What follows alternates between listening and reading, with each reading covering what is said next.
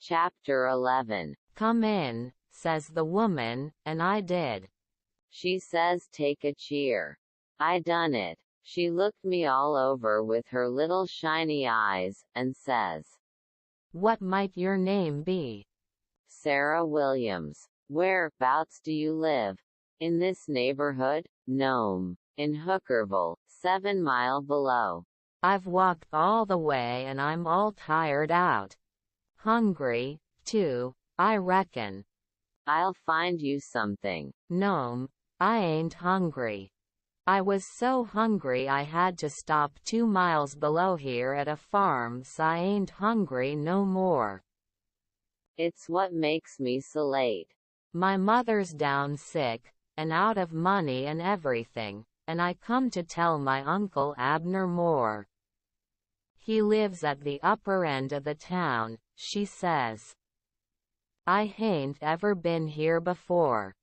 "Do you know him?" "No, but I don't know everybody yet. I haven't lived here quite 2 weeks." "It's a considerable ways to the upper end of the town. You better stay here all night." "Take off your bonnet." "No," I says, "I'll rest a while, I reckon, and go on." "I ain't afeard of the dark." She said she wouldn't let me go by myself, but her husband would be in by and by, maybe in an hour and a half, and she'd send him along with me. Then she got to talking about her husband, and about her relations up the river, and her relations down the river, and about how much better off they used to was, and how they didn't know but they'd made a mistake coming to our town, instead of letting well alone, and so on, till I was afeard I had made a mistake coming to her to find out what was going on in the town. But by and by she dropped on to Pap and the murder, and then I was pretty willing to let her clatter right along. She told about me and Tom Sawyer finding the $6,000, only she got it 10, and all about Pap and what a hard lot he was, and what a hard lot I was, and at last she got down to where I was murdered. I says, "Who done it? We've heard considerable about these goings on down in Hookerville, but we don't know who 'twas that killed Huck Finn." "Well, I reckon there's a right smart chance of people here that'd like to know who killed him. Some think old Finn done it himself.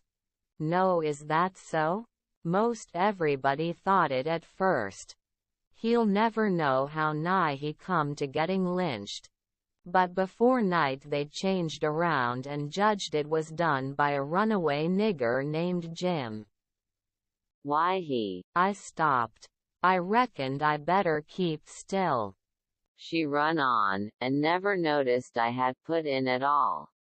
"The nigger run off the very night Huck Finn was killed. So there's a reward out for him, $300. And there's a reward out for old Finn, too, $200. You see, he come to town the morning after the murder, and told about it, and was out with him on the ferryboat hunt, and right away after he up and left. Before night they wanted to lynch him, but he was gone, you see. Well, next day they found out the nigger was gone. They found out he hadn't been seen since 10 o'clock the night the murder was done. So then they put it on him, you see, and while they was full of it, next day, back comes old Finn, and went boo-hooing to Judge Thatcher to get money to hunt for the nigger all over Illinois with. The judge gave him some, and that evening he got drunk, and was around till after midnight with a couple of mighty hard-looking strangers, and then went off with them. Well, he hain't come back since, and they ain't looking for him back till this thing blows over a little, for people thinks now that he killed his boy and fixed things so folks would think robbers done it, and then he'd get Huck's money without having to bother a long time with a lawsuit. People do say he warn't any too good to do it. Oh, he's sly, I reckon. If he don't come back for a year he'll be all right. You can't prove anything on him, you know everything will be quieted down then, and he'll walk in Huck's money as easy as nothing. Yes, I reckon so, I don't see nothing in the way of it. Has everybody quit thinking the nigger done it? Oh, no, not everybody. A good many thinks he done it. But they'll get the nigger pretty soon now, and maybe they can scare it out of him. Why, are they after him yet? Well, you're innocent, ain't you? Does $300 lay around every day for people to pick up? Some folks think the nigger ain't far from here. I'm one of them, but I hain't talked it around. A few days ago I was talking with an old couple that lives next door in the log shanty, and they happened to say hardly anybody ever goes to that island over yonder that they call Jackson's Island. Don't anybody live there? Says I. No, nobody, says they. I didn't say any more, but I done some thinking. I was pretty near certain I'd seen smoke over there, about the head of the island, a day or two before that, so I says to myself, like as not that nigger's hiding over there anyway, says I, it's worth the trouble to give the place a hunt. I hain't seen any smoke since, so I reckon maybe he's gone, if it was him, but husband's going over to see him and another man. He was gone up the river, but he got back today, and I told him as soon as he got here 2 hours ago. I had got so uneasy I couldn't set still. I had to do something with my hands, so I took up a needle off of the table and went to threading it. My hands shook, and I was making a bad job of it. When the woman stopped talking I looked up, and she was looking at me pretty curious and smiling a little. I put down the needle and thread, and let on to be interested, and I was, too, and says, $300 is a power of money. I wish my mother could get it. Is your husband going over there tonight? Oh, yes. He went uptown with the man I was telling you of, to get a boat and see if they could borrow another gun. They'll go over after midnight. Couldn't they see better if they was to wait till daytime? Yes. And couldn't the nigger see better, too? After midnight he'll likely be asleep, and they can slip around through the woods and hunt up his campfire all the better for the dark, if he's got one. I didn't think of that. The woman kept looking at me pretty curious, and I didn't feel a bit comfortable. Pretty soon she says, "What did you say your name was, honey?" Mary Williams. Somehow it didn't seem to me that I said it was Mary before, so I didn't look up. Seemed to me I said it was Sarah, so I felt sort of cornered, and was afeard maybe I was looking it, too. I wished the woman would say something more. The longer she sat still the uneasier I was. But now she says, "Honey, I thought you said it was Sarah when you first come in." "Oh, yes'm, I did." "Sarah Mary Williams." "Sarah's my first name." "Some calls me Sarah, some calls me Mary." "Oh, that's the way of it." "Yes'm." I was feeling better then, but I wished I was out of there, anyway. I couldn't look up yet. Well, the woman fell to talking about how hard times was, and how poor they had to live, and how the rats was as free as if they owned the place, and so forth and so on, and then I got easy again. She was right about the rats. You'd see one stick his nose out of a hole in the corner every little while. She said she had to have things handy to throw at them when she was alone, or they wouldn't give her no peace. She showed me a bar of lead twisted up into a knot, and said she was a good shot with it generally, but she'd wrenched her arm a day or two ago, and didn't know whether she could throw true now. But she watched for a chance, and directly banged away at a rat, but she missed him wide, and said ouch. It hurt her arm so. Then she told me to try for the next one. I wanted to be getting away before the old man got back, but of course I didn't let on.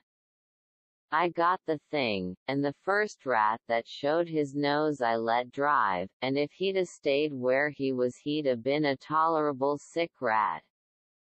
She said that was first rate, and she reckoned I would hive the next one.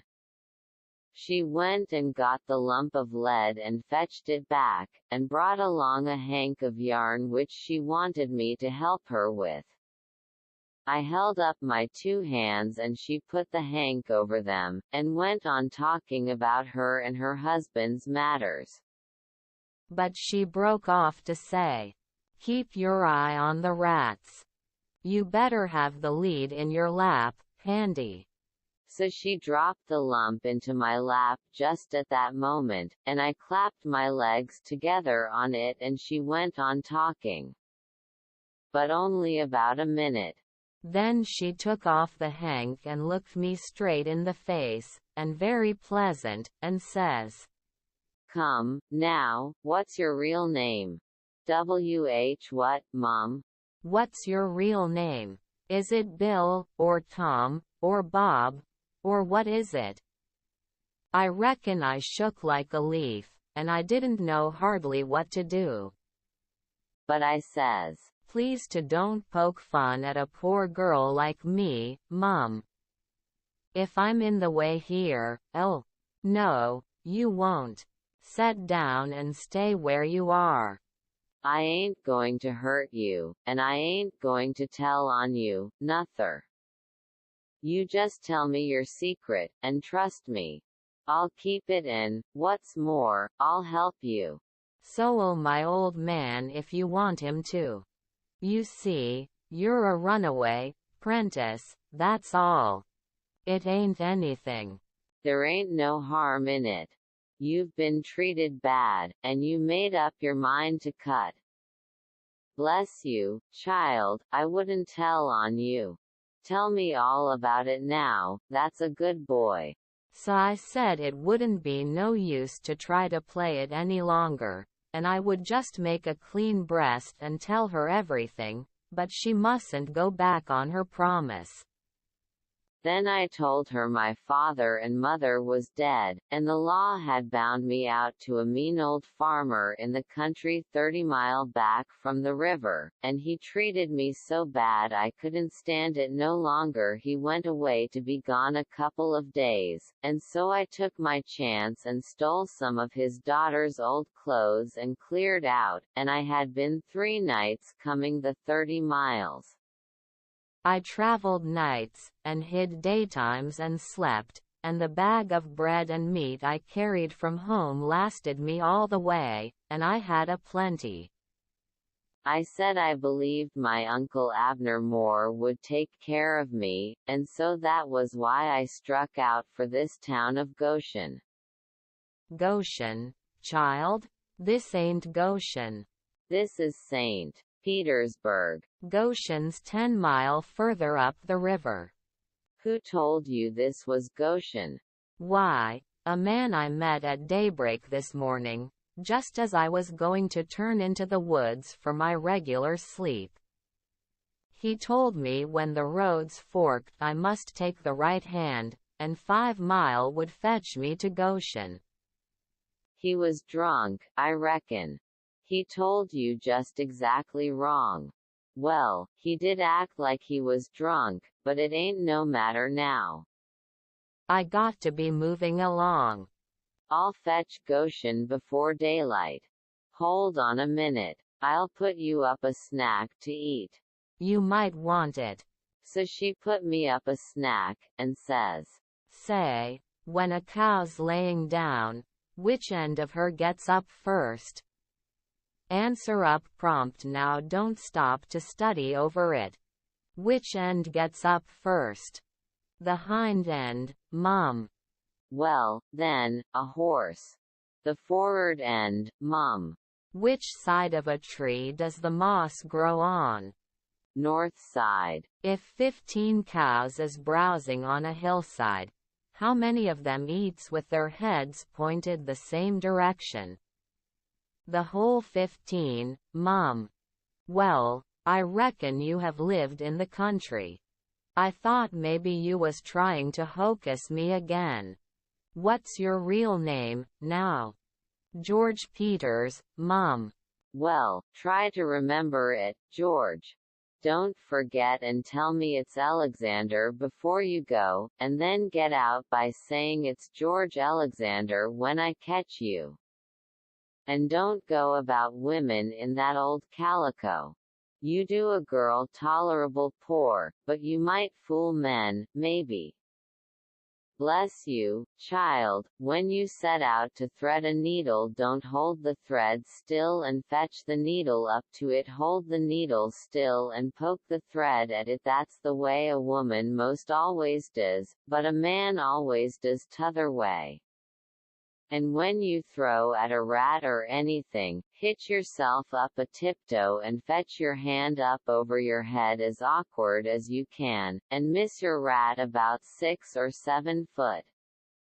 Throw stiff-armed from the shoulder, like there was a pivot there for it to turn on, like a girl, not from the wrist and elbow, with your arm out to one side, like a boy.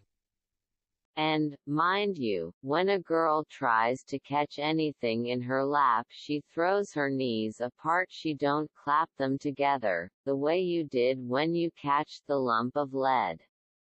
Why, I spotted you for a boy when you was threading the needle, and I contrived the other things just to make certain. Now trot along to your uncle, Sarah Mary Williams George Alexander Peters, and if you get into trouble you send word to Mrs. Judith Loftus, which is me, and I'll do what I can to get you out of it. Keep the river road all the way, and next time you tramp take shoes and socks with you. The river road's a rocky one, and your feet'll be in a condition when you get to Goshen, I reckon. I went up the bank about 50 yards, and then I doubled on my tracks and slipped back to where my canoe was, a good piece below the house. I jumped in, and was off in a hurry. I went upstream far enough to make the head of the island, and then started across. I took off the sun bonnet, for I didn't want no blinders on then.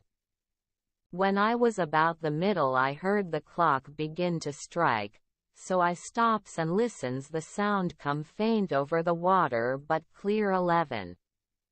When I struck the head of the island I never waited to blow, though I was most winded, but I shoved right into the timber where my old camp used to be, and started a good fire there on a high and dry spot.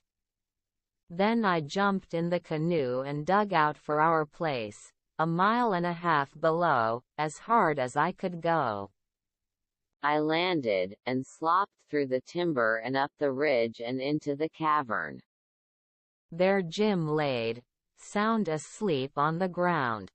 I roused him out and says, "Get up and hump yourself, Jim. There ain't a minute to lose. They're after us." Jim never asked no questions, he never said a word, but the way he worked for the next half an hour showed about how he was scared. By that time everything we had in the world was on our raft, and she was ready to be shoved out from the willow cove where she was hid. We put out the campfire at the cavern the first thing, and didn't show a candle outside after that. I took the canoe out from the shore a little piece, and took a look, but if there was a boat around I couldn't see it, for stars and shadows ain't good to see by. Then we got out the raft and slipped along down in the shade, past the foot of the island, dead still, never saying a word.